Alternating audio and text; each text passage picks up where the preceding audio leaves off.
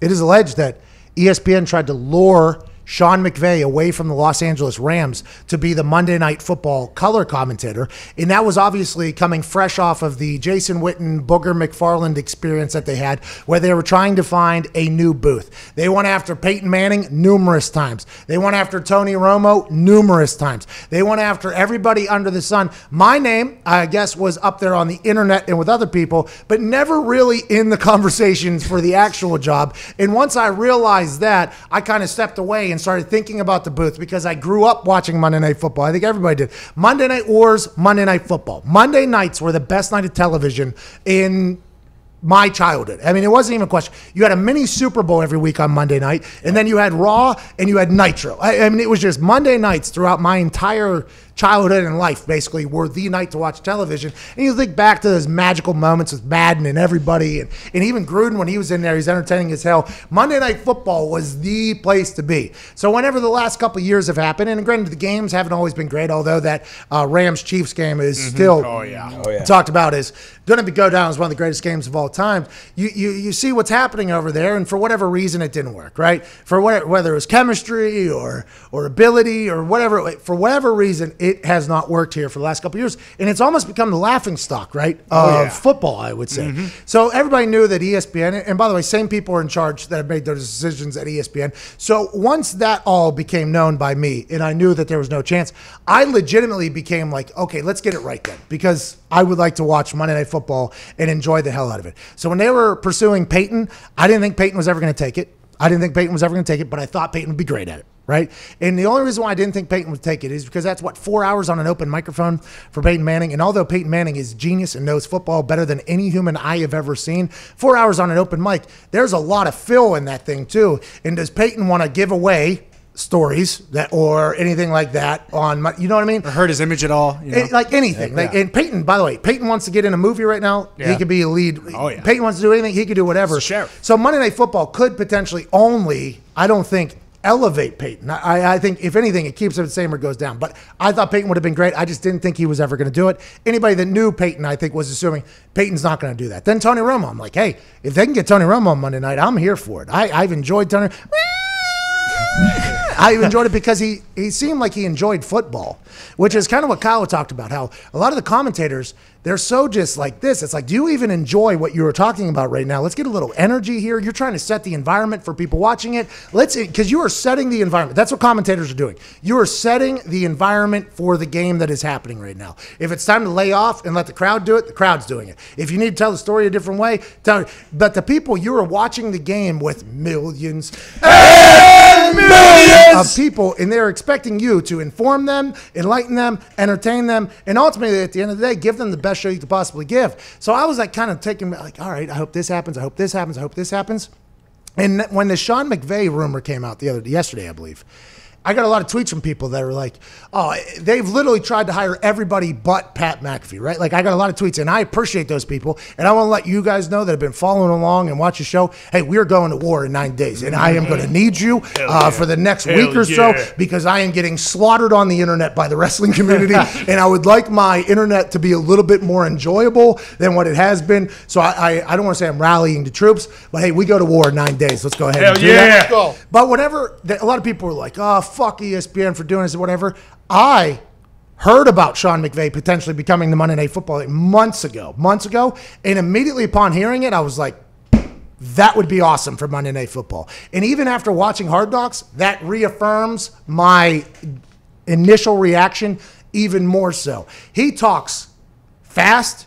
He talks efficient. He is entertaining. We've all seen him obviously break down plays, so he'll know what the hell he's doing. He's never done it before, which is interesting because the thing I was told is we're not going to get a rookie in the booth anymore or whatever, you know. I was giving kind of every excuse, and I was like, oh, y'all motherfuckers just don't want to hire me, so I'm going to back off. But I think he would have been very good. Very, very, very good at it. And if you look at that Rams situation, they are cap-strapped. They are in a situation where it's almost like I don't want to say a rebuild, but it does feel as if it's like a rebuild, the way they're going to have to do that thing. That whenever that was originally told to me by somebody who would know if that's potentially going to happen, I was like, that would be a fucking great hire. And because it would have been, I knew it wasn't going to get done. Yeah. You know what I mean? 100%. Yeah, I knew it wasn't going to get done, but that motherfucker would have been good in there. And I think everybody who's kind of expecting me to potentially be mad about them trying to lure a coach out, it's like, no, I think that would have been good TV. The only people that I would have got mad about whenever I thought there was a chance of me getting in there, if it was a motherfucker I knew I could just walk circles around on the microphone, which, by the way, I'm okay going against Sean McVay as well, but I think he is a very talented guy, and I would have loved that. But I don't know who they're going to get. Oh, they got Greasy, I guess, and Riddick. But then if college football doesn't happen, they got Fowler, and they got Herbie. But I think Steve Levy, people are going to fall in love with Steve Levy. Mm-hmm. I love that dude. He's an absolute legend. I got to call that simulcast with him. Mm-hmm. Yeah. And then there was a time, remember, there was a time there where our simulcast, our gamecast writer for the national championship was me, Adam Amin, Steve Levy, and Dan Orlovsky. And there was a time for that Monday Night Football thing where Adam Amin left for Fox, and it was going to be Steve Levy and Dan Orlovsky. So there was only one human in that simulcast, gamecast, which I was told by focus groups their focus group scored higher than any other thing that they've ever done. There was only one motherfucker that was potentially not going to get a gig anywhere. And I would have potentially went on a rant then, but Orlovsky, he got pissed off very much so. And for me, I knew quickly I wasn't going to be a part of it. But I would have liked Sean McVay in there. I would have liked him a lot. What would they have to give him, though, to pull him out of the Rams while he's just coming Give up? it to him. Money-wise, I mean. Well, I feel 20 or whatever. Yeah, he would have got way more money doing Monday Night Football than he is for coaching the Rams, I would think. Yeah. I would think so as well. But I would assume that he reached out to all the other coaches that have gone in there and into the booth. Because you got to, Matt Brown was in the booth, Gruden was in the booth. A lot of coaches go into the booth, and then they ultimately get back in the game. But keep in mind when those guys went into the booth, right? Like that was kind of later in life for them. McVay's still young. Yes. You know what I mean? He's got time on his side to where he can afford, if you take 2 years. 5 years even 10 years. Yeah. Try it out, and you still come back, and you're your early 40s. And by the way, you could go GM route if you wanted I to. think he's your age, isn't he? I think he's 32. 32, yeah. 34. 34. He's a year older than me. But Is he? Yes. Still. He could do that for 10 years and then go be a GM or a coach wherever you wanted to be, especially because whenever it was told to me, I was like, oh, that'd be interesting. And then we sat around and we talked about it a little bit. It was like the Rams are in a situation where it's not good. It's not good right now. He would be coming into a position where, no offense, obviously, you can only go up. Yeah. Can only get win at the situation from a public perception. And if you have Levy in there with him, Levy is a G that's going to make him look very good. Not testatorism, but Levy is a guy that can lighten things up, and he's just so smooth. I was like, that would be a great hire, and ultimately it didn't get done. And it's kind of a gamble, right? Because if let's say McVay does, he continues to go on and coach, and that stock drops in LA.